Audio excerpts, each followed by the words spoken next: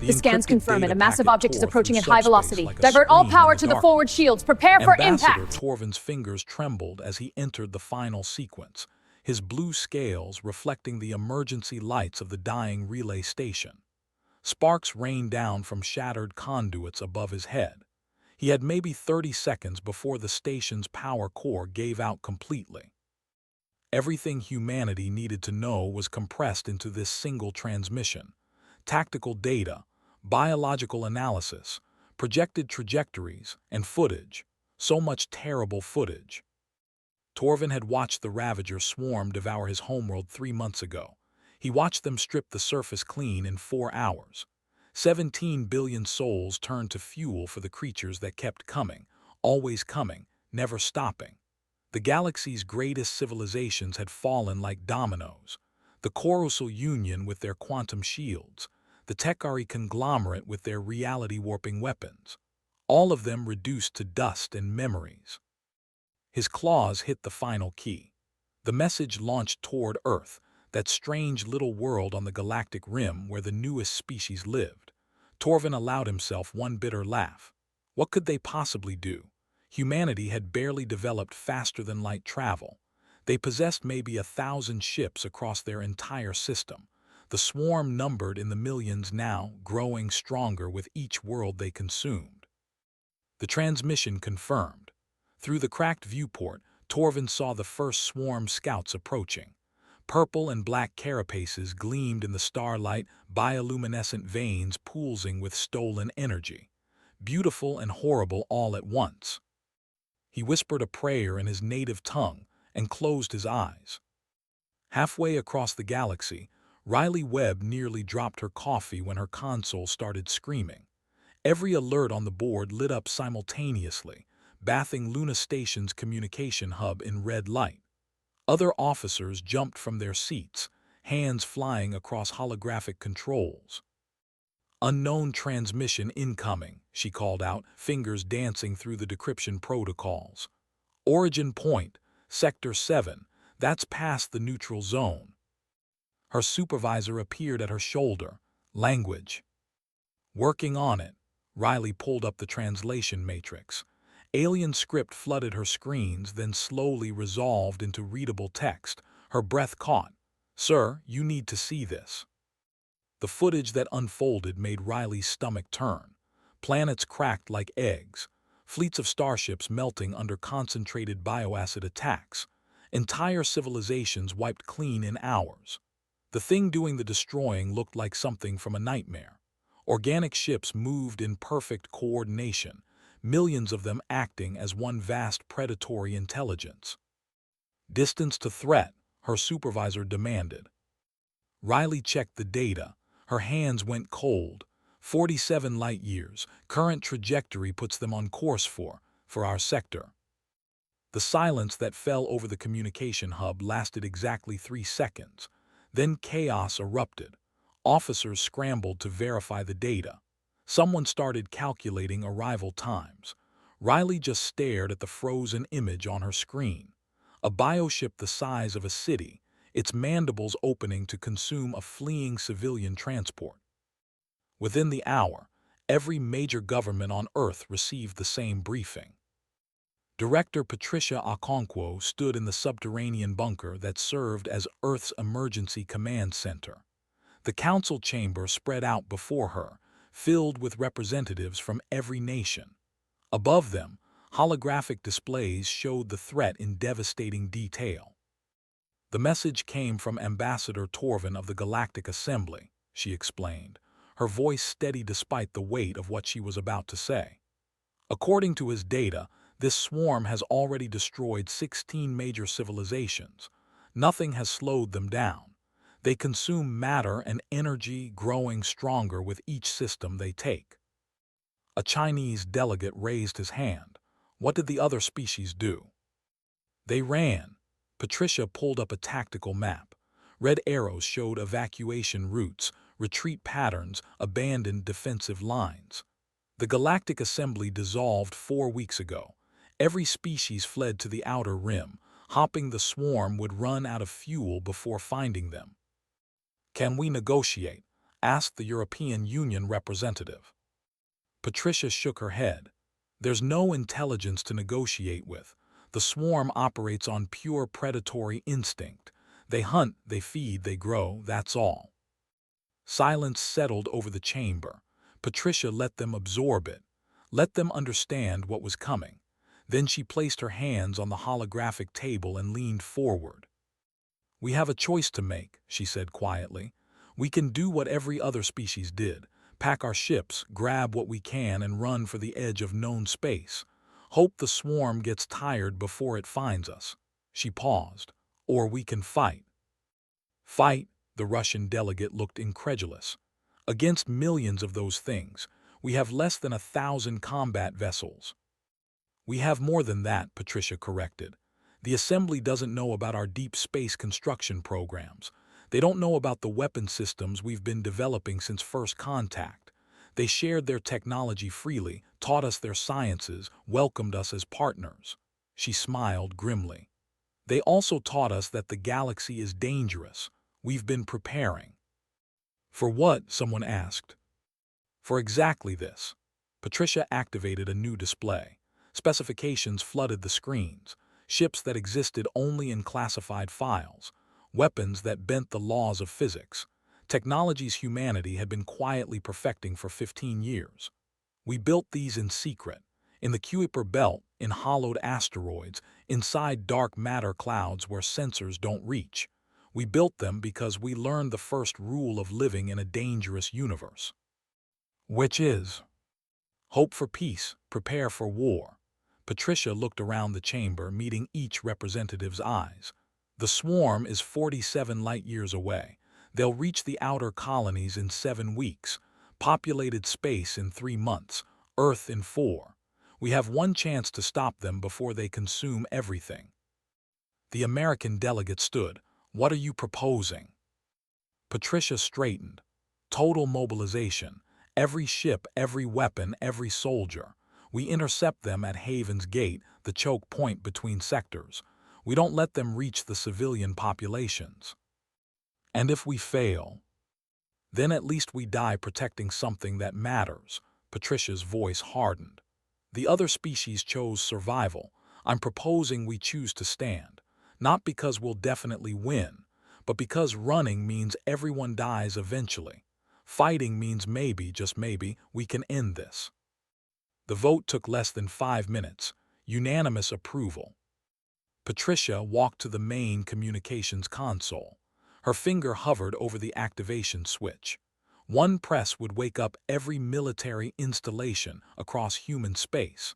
One word would commit humanity to a war they might not survive.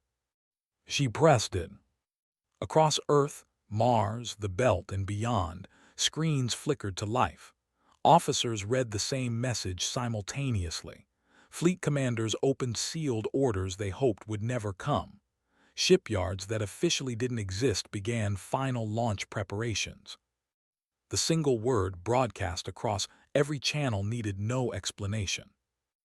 Deep in the Kuiper Belt, frozen chunks of ice and rock drifted in the endless dark. One particular asteroid had been hollowed out 15 years ago, its interior transformed into something the Galactic Assembly never imagined humanity capable of building. Commander David Cross felt the vibration before he heard the alert.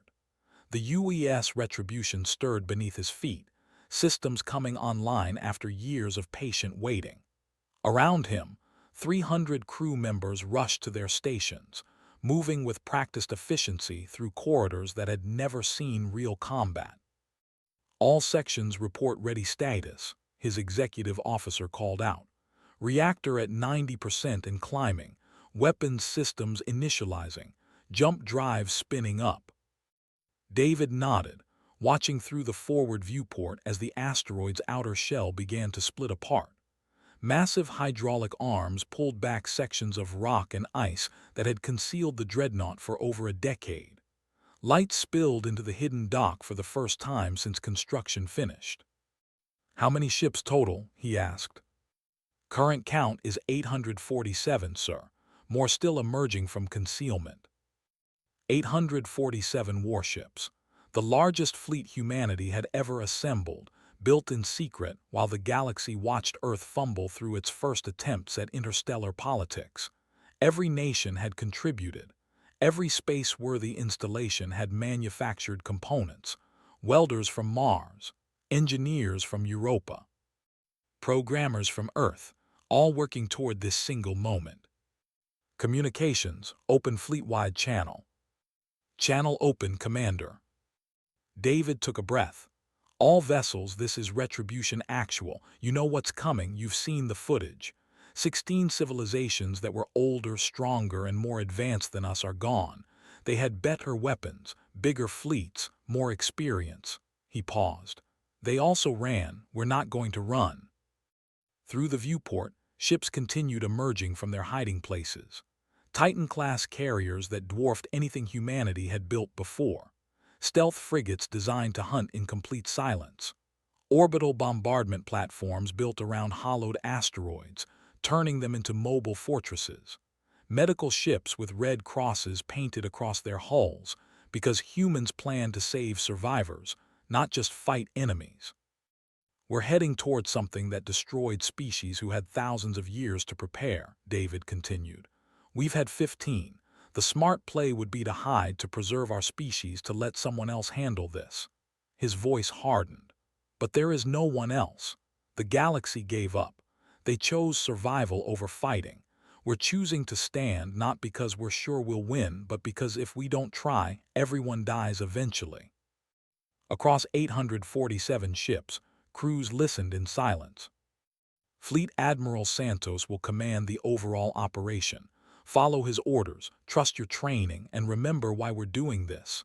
David's hand tightened on the armrest. We're not just fighting for Earth.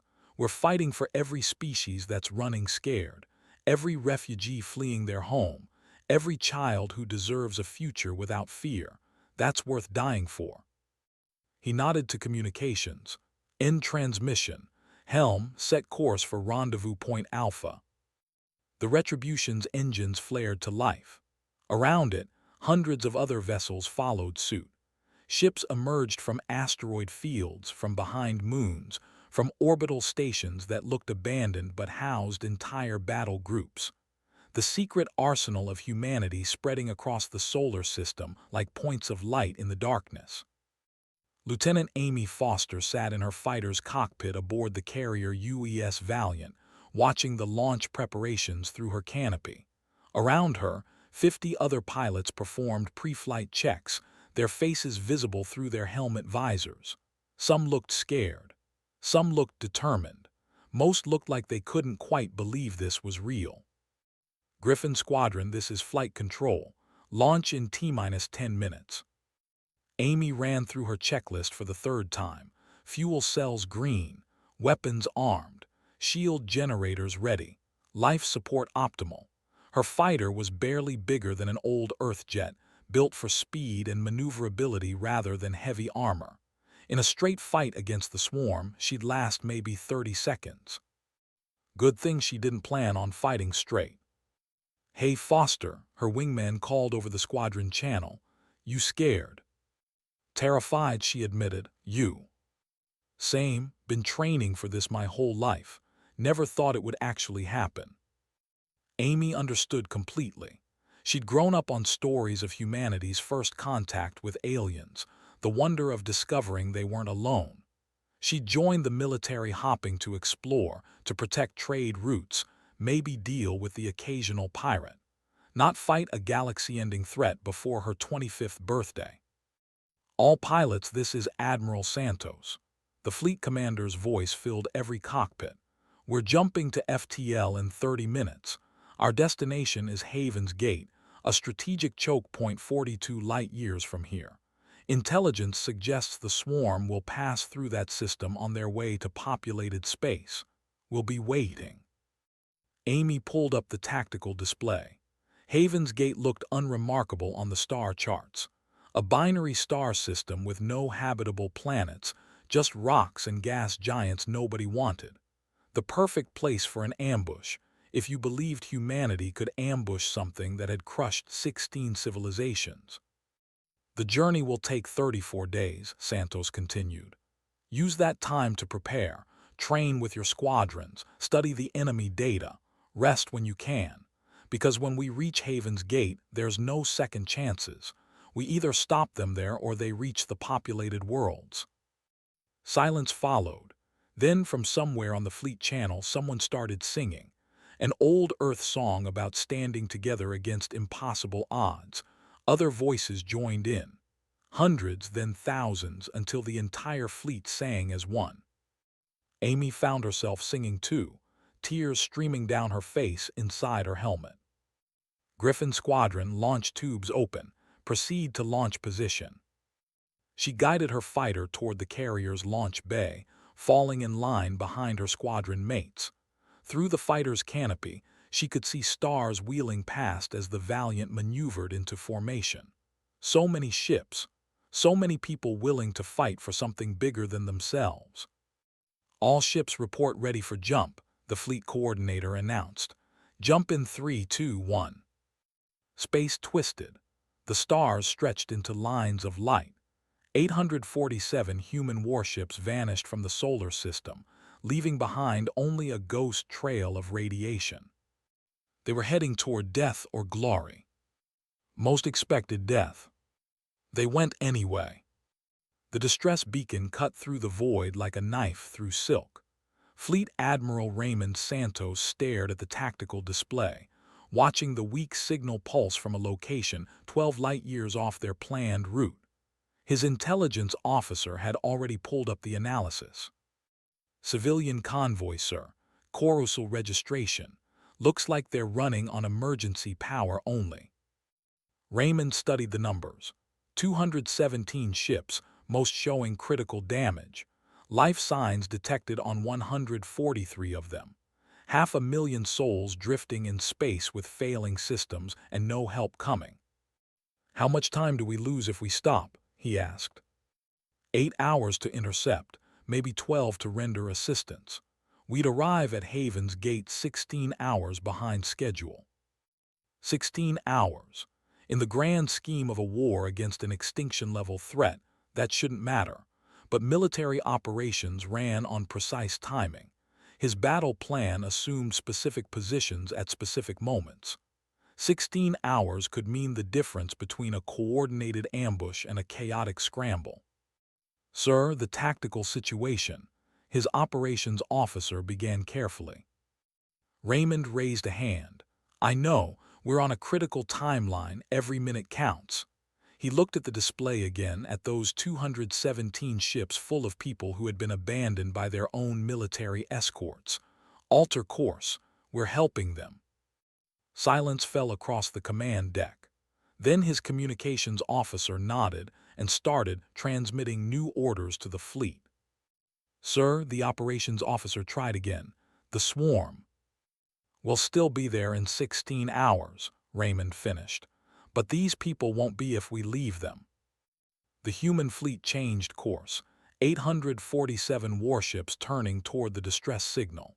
It took 6 hours to reach the convoy, and what they found made Raymond's jaw tighten. Civilian transports designed to carry families now limped through space with hull breaches and failing life support. Medical frigates that should have been healing the wounded were barely keeping their own crews alive. The military escorts that should have protected them were nowhere to be seen. Coruscant command vessel is hailing us, Admiral. Put them through. The alien that appeared on screen looked like someone had crossed a deer with an octopus and given it the ability to speak. Captain Velm of the Coruscant Union had 6 arms, 4 of which were wrapped around his command console like he needed it for support. Human vessels, Velm said, his translator rendering the words with obvious surprise. You're moving toward the swarm, not away from it. We're moving to intercept them, Raymond corrected. But first, we're getting your people to safety. What do you need? Velm's expression cycled through several emotions Raymond couldn't identify. You stopped, for us. You're broadcasting a distress signal. We answered it. Our own military left us 3 days ago. They said protecting the convoy would waste resources better spent on evacuation. Velm gestured with two of his free arms. You're heading towards certain death, and you stop to help strangers. Raymond didn't answer. He was already pulling up the damage reports his engineering teams were sending. Commander Wu, what's our assessment? Chief Engineer Bernard Wu appeared on a secondary screen, currently aboard one of the Coruscant transports. It's bad, Admiral. They've been running on backup power for days. Life support is failing on over half the ships. I'm seeing hull breaches, reactor damage, and about 15 different types of catastrophic system failures. Can we fix them? We can stabilize them, get their life support running, patch the worst hull breaches, give them enough power to limp to the nearest safe port. Wu paused. But it'll take time. Do it. Use every engineer in the fleet if you have to. Across the human armada, ships broke formation to render assistance. Medical teams transferred to damaged vessels. Engineers crawled through alien machinery they'd only seen in textbooks. Supply officers distributed food, water, and medical supplies to refugees who hadn't eaten a decent meal in weeks. Dr. Yuki Tanaka found herself aboard a Coruscant hospital ship, treating injuries her medical training never covered. The Coruscant had 3 hearts, bioluminescent blood, and a nervous system that didn't respond to human painkillers. She improvised, using her knowledge of Earth biology as a framework, and hopping the similarities outweighed the differences. "Why are you doing this?" asked a Coruscant nurse, watching Yuki work. "Your species is so young, you barely understand galactic politics. Why risk everything to fight something that's already won?" Yuki adjusted the alien equivalent of an IV drip. Has it won? It destroyed the Tekari conglomerate in 6 hours. They had weapons that could crack planets. The swarm ate them anyway. Then they didn't fight smart enough. Yuki moved to the next patient. Or maybe they fought alone. We don't plan to do either. Hours passed. Human crews worked alongside grateful Coruscant refugees, language barriers overcome through gestures and shared purpose.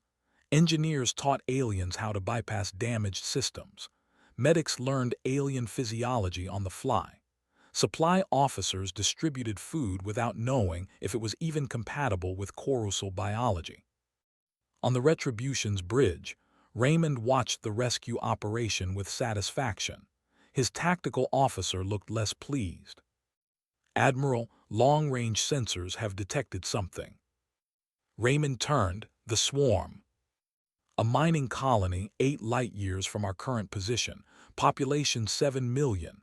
The tactical officer's face went pale. "Sir, they're hitting it now." The main display shifted, showing sensor data streaming in real time. Raymond watched the temperature readings spike as the swarm descended, watched life signs wink out by the thousands, watched an entire civilization die in the time it took him to give an order. 4 million souls gone in 37 minutes. "They're moving faster than predicted," his intelligence officer reported. "Current trajectory puts them at Haven's Gate in 28 days, not 34. Raymond's hands clenched into fists. 6 days. They'd lost 6 days of preparation time. "Sir, should we abandon the convoy?" Raymond looked at the Coruscant ships on his display, at the 500,000 people who would die without human help. Looked at the tactical projection showing the swarm's new timeline. 2 impossible choices, each one demanding sacrifice. "No," he said finally. "We finish what we started. Wu, I need those ships stable in 4 hours, not 12.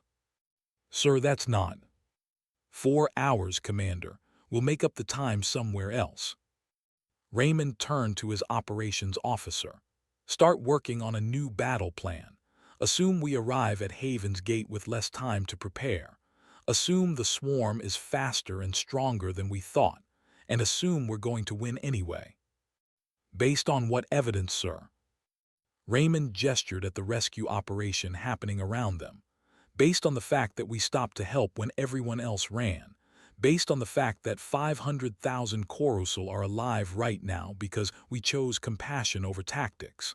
He smiled grimly. The swarm fights with overwhelming force and coordination. Fine, we'll fight with something they don't understand. Which is humanity. Haven's Gate looked peaceful when the human fleet arrived. Two stars orbited each other in an eternal dance, their combined light illuminating 7 rocky planets and 3 gas giants that nobody wanted.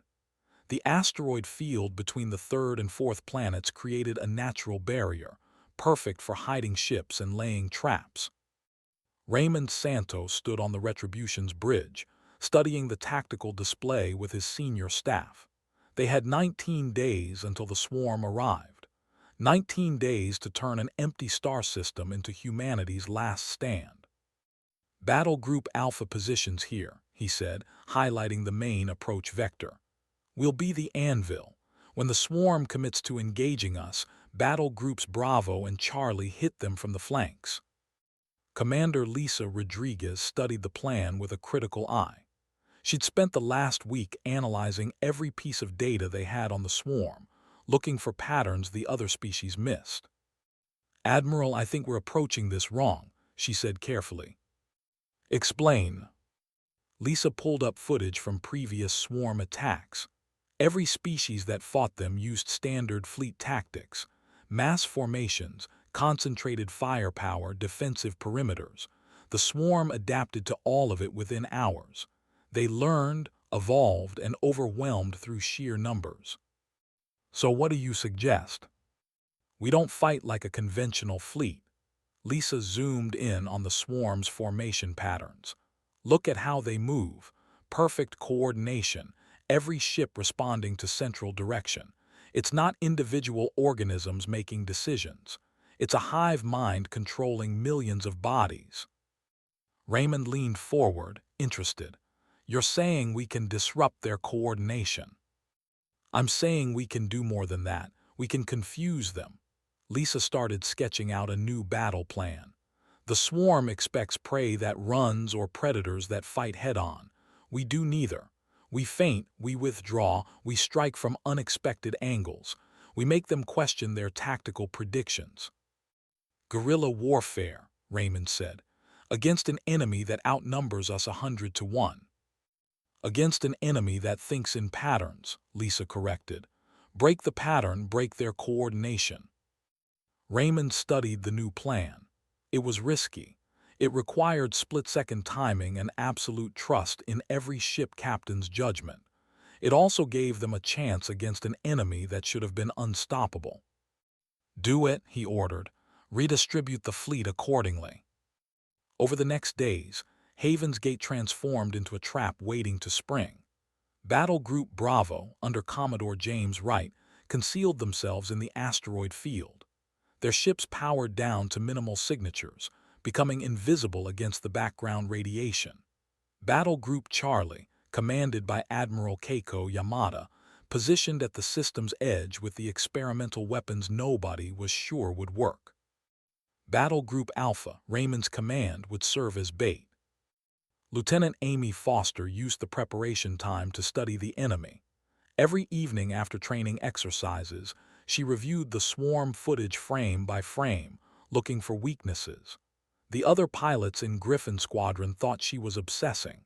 Amy thought she was surviving. "They hunt in coordinated waves," she explained to her wingman during a briefing. "See how the outer ships create a perimeter while the inner mass advances. They're protecting their flanks even while attacking. So they're defensive and offensive simultaneously. That's worse." "No, that's a pattern." Amy highlighted a section of footage. "Which means it can be exploited. If we can break their perimeter, even for a few seconds, we can strike at their core formation." Her squadron leader looked skeptical. "With what? Our fighters are gnats compared to those things." "Gnats can be annoying if there's enough of them," Amy smiled. "And we're very annoying." The days counted down. Engineers worked around the clock installing new weapon systems. Medical teams drilled emergency procedures. Every crew member knew their role, their backup role, and their backup's backup role. Because when the swarm arrived, there wouldn't be time for questions.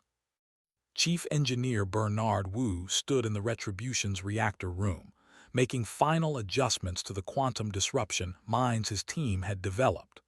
They were experimental technology, barely tested, and they might just win the war or blow up in humanity's face. "These things are insane," his assistant said, watching Wu calibrate the containment fields. "We're literally weaponizing spatial anomalies." "The swarm's bioships navigate through normal space," Wu explained. "These mines create pockets where normal space doesn't exist anymore. If our calculations are right, the swarm won't be able to process what's happening. Their navigation will fail. And if the calculations are wrong—" Wu smiled grimly. "Then we've invented a new way to die spectacularly." On day 17, long-range sensors detected the swarm's approach. On day 18, the outer scout ships arrived at Haven's Gate. On day 19, the main force entered the system. Raymond Santos watched them come through the sensor displays, his expression neutral despite the ice in his veins. The footage from previous battles hadn't prepared him for the reality. The swarm wasn't just large. It was incomprehensible. Millions of bioships moving as one organism, their purple and black carapaces reflecting the binary star's light. They blocked out the stars themselves, a living wall of death advancing through space. "Mass estimate?" he asked quietly. "Still calculating, sir. Current count is over 8 million individual ships. The Vanguard alone outnumbers our entire fleet 100 to 1. Around the bridge, crew members fell silent. 8 million. The number was so large it stopped meaning anything. How did you fight 8 million ships? How did you even begin to plan for that? "Battle Group Alpha, this is Admiral Santos. All ships to combat readiness.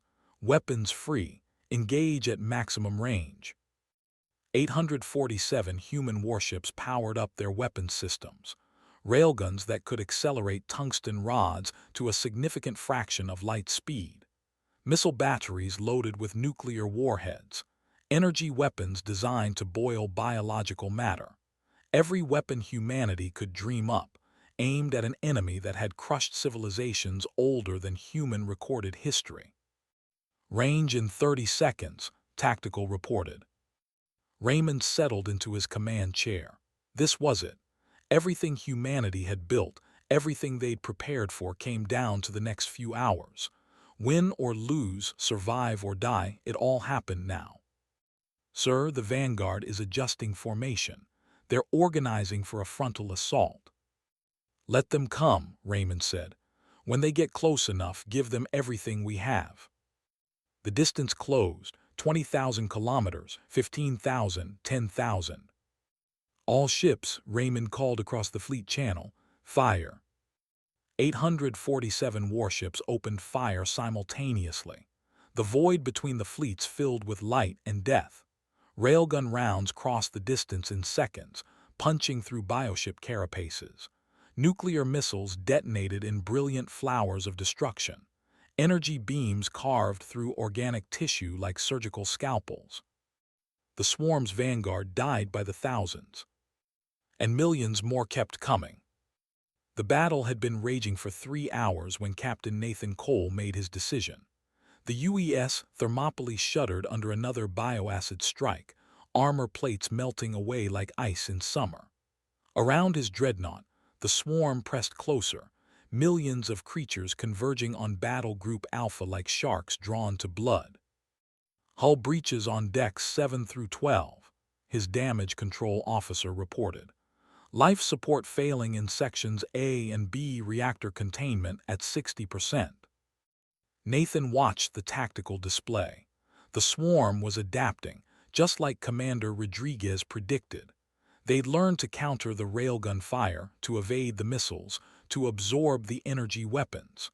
What killed thousands in the first hour now barely slowed them down. And they were learning faster than humanity could adjust. "Sir, Admiral Santos is ordering a tactical withdrawal to position Baker." Nathan looked at his crew. 4,000 people who'd volunteered for this mission knowing they might not come home. He'd served with some of them for 20 years. Watched them graduate, get married, have children. Good people who deserve to see those children grow up. Negative, Nathan said quietly. Tell the Admiral we're pushing forward. His executive officer turned, eyes wide. Sir. The swarm is focusing on Alpha Group because we're the biggest threat. They're committing their forces to crush us, leaving their flanks exposed. Nathan pulled up the fleet-wide tactical view. Battle groups Bravo and Charlie were in position, waiting for their moment. If we pull back now, the swarm disperses. We need them concentrated. Understanding dawned on his executive officer's face. You're going to draw them in. We're going to give Bravo and Charlie the opening they need. Nathan stood from his command chair. All hands, this is the captain. We're about to do something crazy. We're going deep into the swarm and we're taking as many of them with us as we can. For everyone who wants to transfer to the escape pods, you have 2 minutes. No judgment, no questions asked. He waited, watched the chronometer count down. Not a single person left their station. Helm, Nathan said, his voice thick. Full power to forward shields. Engineering, prepare to overload the reactor on my command. Weapons, free fire on all targets. Let's show these things what humans do when they're cornered. The Thermopylae surged forward, its engines burning at 120% rated capacity. Weapons blazed from every hardpoint, carving a tunnel through the swarm's leading edge. Bioships exploded by the hundreds as the dreadnought pushed deeper, drawing the swarm's attention like a beacon. They're following, Tactical reported. Estimate 400,000 contacts converging on our position. Good, Nathan gripped his armrest. Keep them interested. Engineering, how's our reactor? Containment at 40% and falling. We can hold it together for maybe 10 more minutes before it goes critical. Perfect timing. Nathan switched to fleet-wide communications. Admiral Santos, Thermopylae Actual. We have approximately 400,000 swarm ships pursuing us into Sector 7. Recommend immediate flanking action. On the Retribution's bridge, Raymond Santos watched the Thermopylae's suicidal charge with a mixture of horror and pride. Nathan had just created the opening they needed, and everyone knew what it would cost.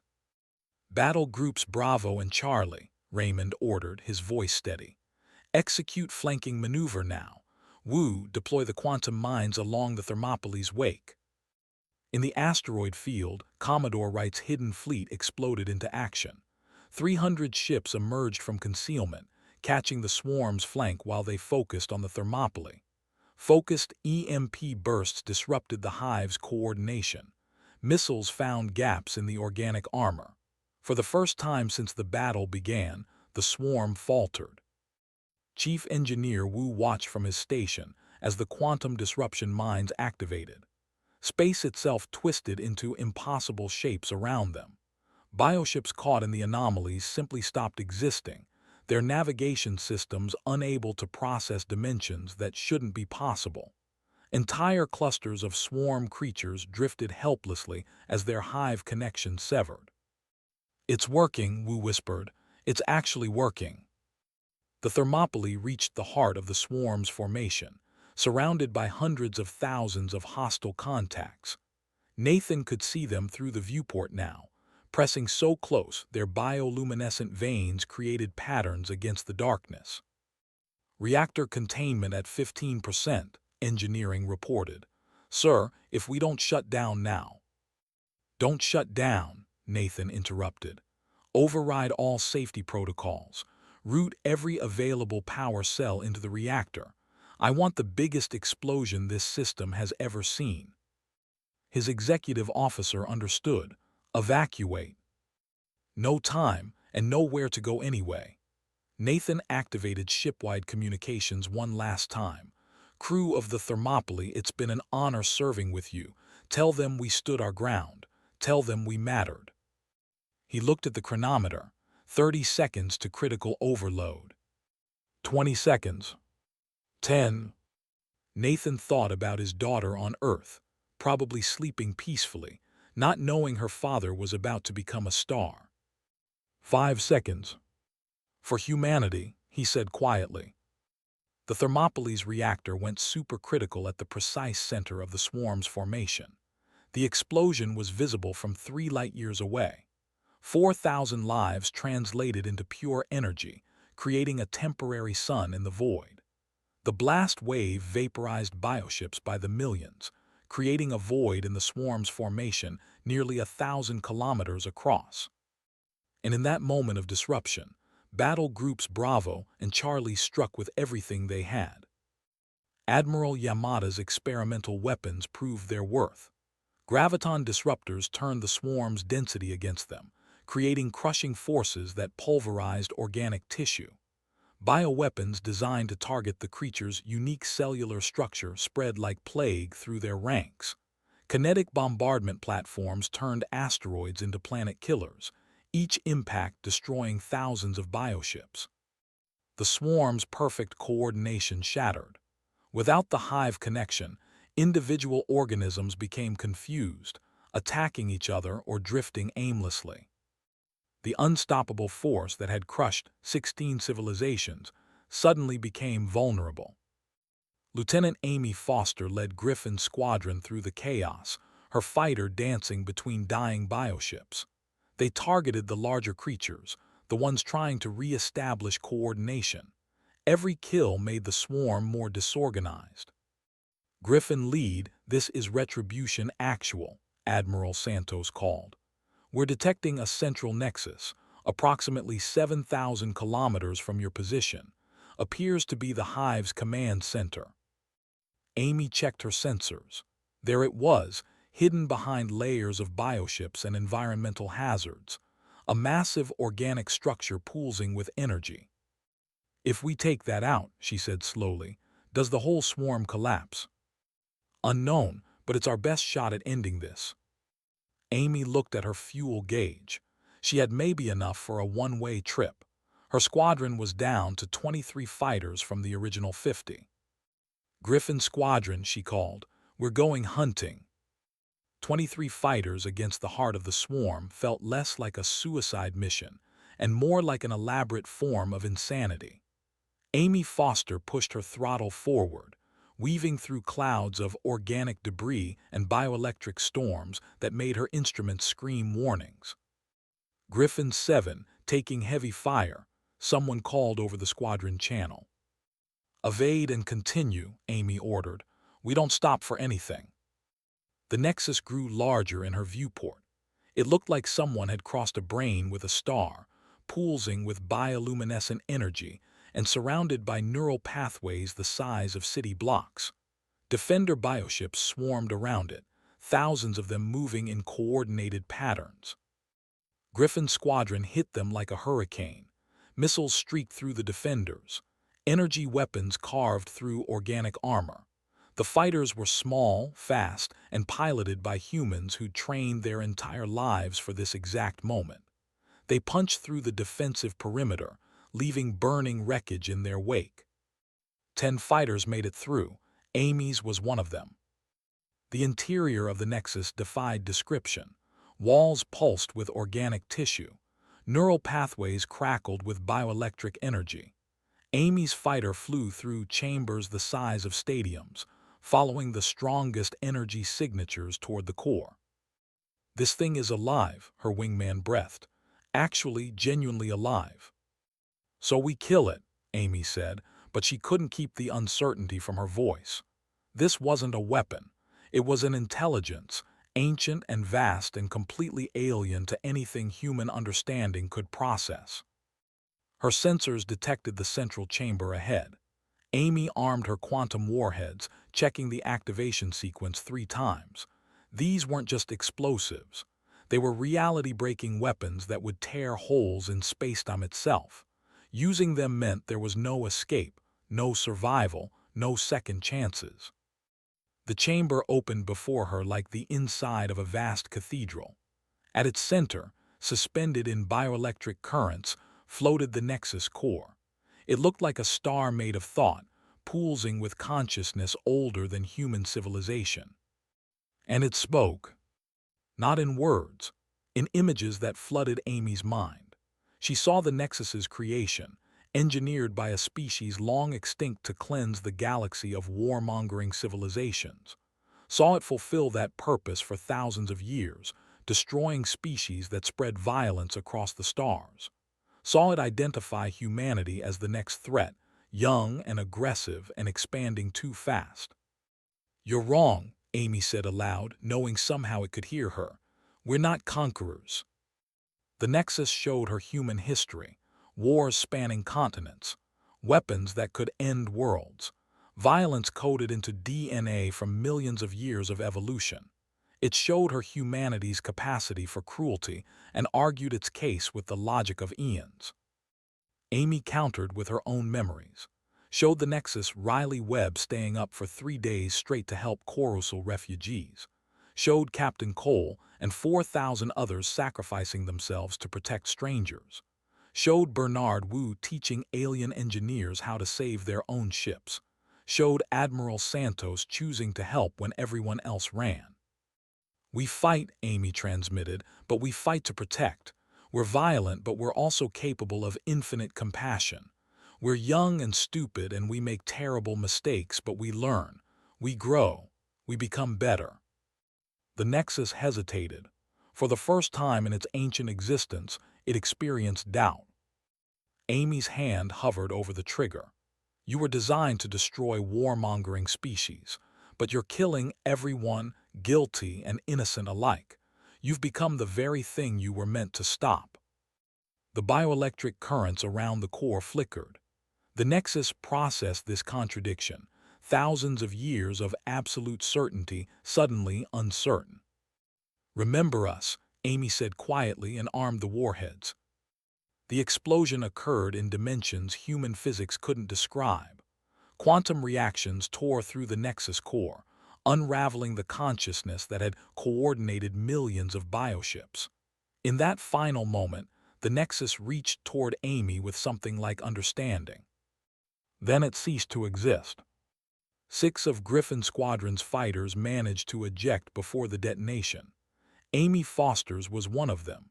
She tumbled through space in her escape pod, watching the Nexus collapse in on itself like a dying star. Across 30 light-years, the swarm's coordination failed simultaneously. Millions of bioships became inert, their hive connections severed.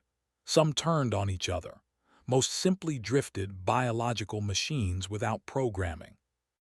On the Retribution's bridge, Raymond Santos watched the impossible happen.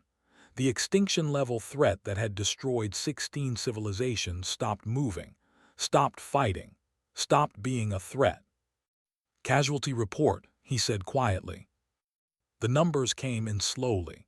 289 ships destroyed, 83,000 human lives lost, the Thermopylae and everyone aboard, 17 other capital ships, hundreds of fighters, names and faces that Raymond would carry for the rest of his life. "Admiral, we're receiving transmissions from across the sector," communications reported. "The Coruscant Union, the Tekari survivors, the Assembly remnants, they're all asking the same question. How did we win?" Raymond looked at the debris field that used to be the swarm's Nexus. "Tell them we fought differently, not with more power or better weapons. We fought with something the swarm couldn't understand." Which was humanity. 3 months later, Ambassador Torvin stood in the rebuilt Galactic Assembly Hall, watching human delegates take their seats.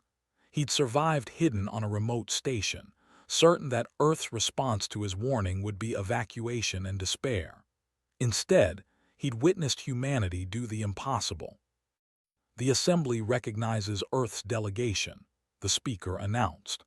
"In recognition of their defense of inhabited space, humanity is offered the position of protector of the galactic frontier." Admiral Santos, now representing Earth in the Assembly, stood to accept. "We accept this responsibility, but with conditions. We protect everyone, not just Assembly members. We help those who can't help themselves. And we never, ever abandon people just because saving them is difficult. The assembly agreed. What choice did they have? Humanity had proven itself in the most definitive way possible. Across known space, human ships began deploying to vulnerable systems, not as conquerors but as guardians. Engineer Wu led reconstruction teams to rebuild destroyed worlds. Dr. Tanaka established medical stations to help displaced refugees. Commodore Wright organized patrol routes to protect trade lanes. And in orbit around Earth, a new ship took its place among the defense fleet. Sleek and powerful, its name painted in letters visible from the ground. UES Amy Foster, we stand watch. On the observation deck, a young girl pressed her face against the viewport, watching the ship maneuver into position. Her mother stood beside her, one hand resting on her shoulder. "Is that the ship named after Aunt Amy?" the girl asked. "Yes," Lieutenant Foster's sister answered, her voice thick with emotion. Was she scared when she went into the Nexus? Her mother thought about the final transmission Amy had sent, the one marked for family only. The one where her sister admitted she was terrified but went anyway because someone had to. She was very scared, she said honestly, but she went anyway. That's what makes someone brave, not the absence of fear but doing what's right despite it. The girl watched the warship for a long moment. "When I grow up, I want to be like her." "Then be kind," her mother said. "Be brave, protect those who can't protect themselves. That's what your Aunt Amy did. That's what humanity does." Above them, the UES Amy Foster finished its maneuvers and activated its engines, heading toward the outer colonies on patrol. Behind it, dozens of other ships followed, each one carrying crews who understood that strength meant nothing without compassion. The galaxy had learned an important lesson. The youngest species, the newest arrivals, the ones everyone expected to fail, had succeeded where ancient civilizations collapsed. Not through superior firepower or advanced technology, but through something simpler and more powerful. They cared about others as much as themselves. They fought not from hate but from duty. They protected the innocent even when it cost them everything. That was humanity's gift to the galaxy. That was their legacy. And watching from Earth, director Patricia Okonkwo read the casualty lists one more time, memorizing every name. 83,000 people who chose to stand when running made more sense, who believed protecting strangers mattered more than personal survival. She placed flowers at the memorial satellite that broadcast their names across the solar system, each one a volunteer, each one a hero. "We remember," she whispered to the stars. "We remember and we stand watch." Across the galaxy, human ships continued their patrols, protecting, guarding, helping those in need, not because they were ordered to, but because they chose to, because that's what humans did. They stood watch while others slept safely. And they always would. Launch,